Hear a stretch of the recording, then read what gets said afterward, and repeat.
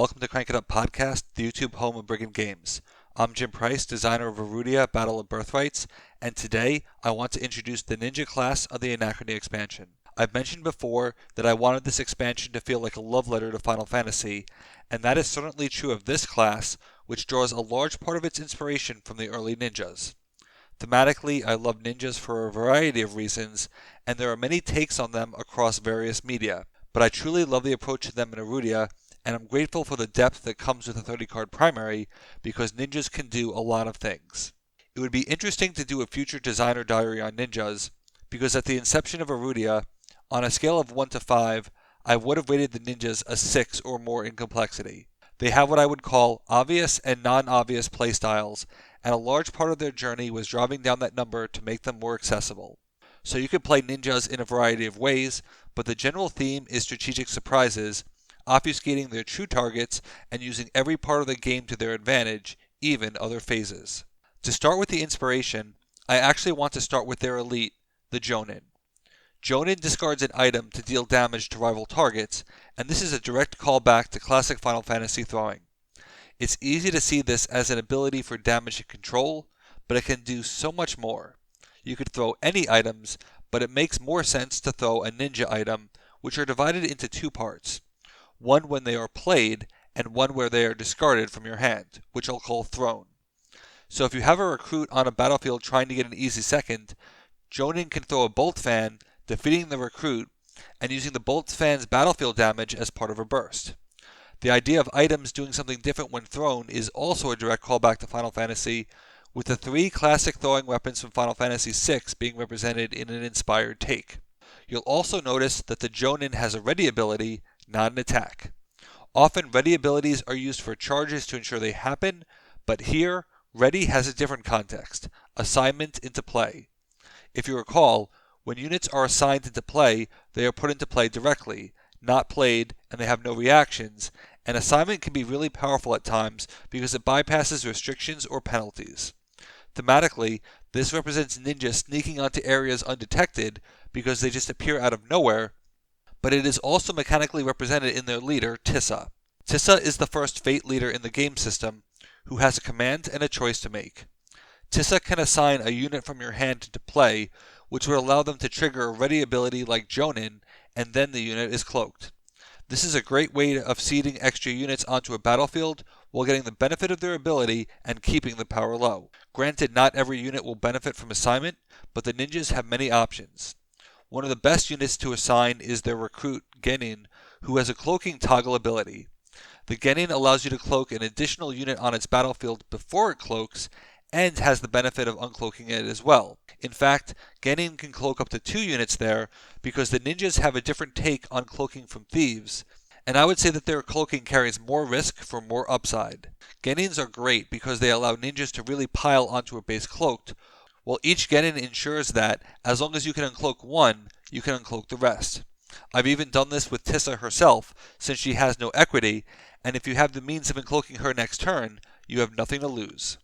So if you have a partner acolyte, you could have Tissa assign a Genin who will cloak both units.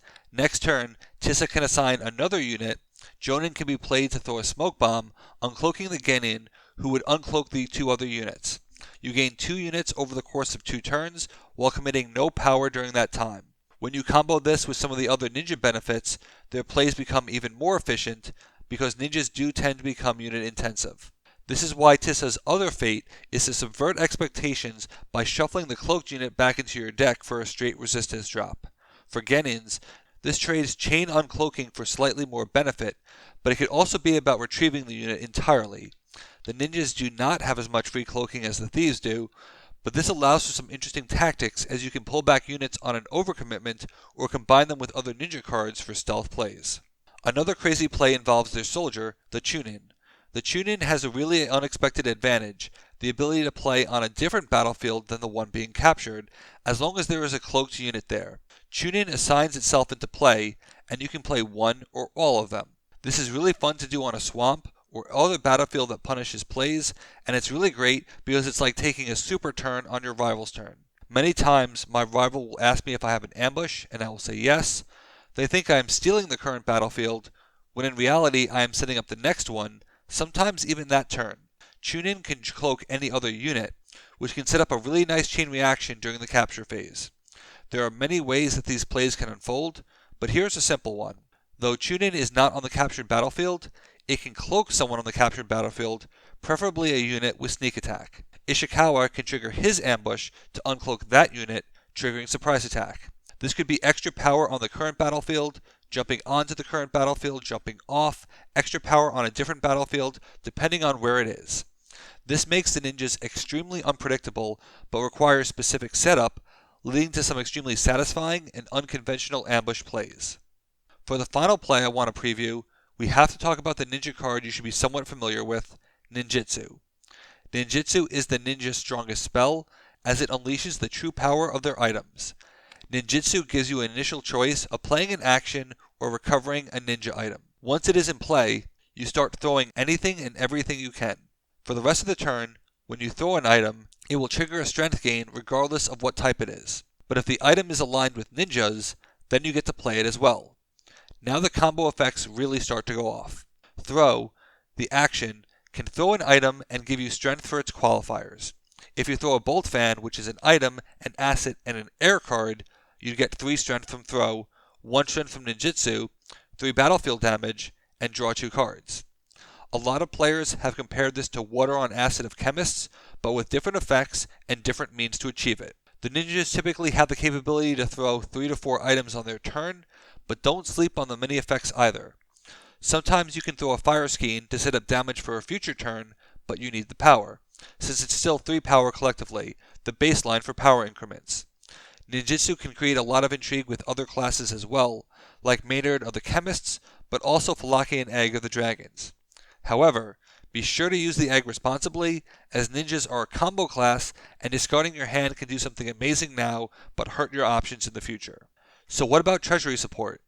One thing that is really interesting about the ninjas is that no card is dead to them, as anything can be thrown. It's best to be a ninja item, but it doesn't have to be. With throw caring about your qualifiers, you can look at the 5 qualifiers of the Azuran Idol or the Tears of Undine. However, both these cards are really good for ninjas, especially the Tears.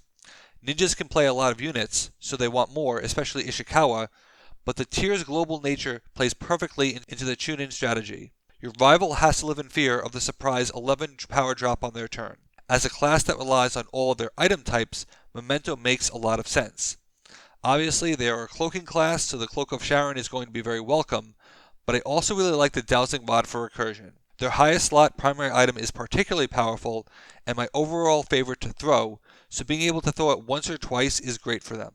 There's also a reason to draft the Bevian Glaive and Blade of Erudia, but I'll let you discover that for yourself. Ninjas can't be confined to any single playstyle, which gives them a lot of depth and a lot of synergy between partners. You can embrace their cloaking, their item package, their sneakiness, their spells. They have toolbox elements without being specifically toolbox, and that gives them a ton of replayability, as you have to decide which crazy play is right for this moment. Best of all, because of the community points earned by solving puzzles, the ninjas will be added to the public mod this week. What's going to be the next thing that you unlock? What are your first impressions of the ninjas? Let me know in the comments. Thanks for watching. Be sure to like and subscribe. Let's shut it down.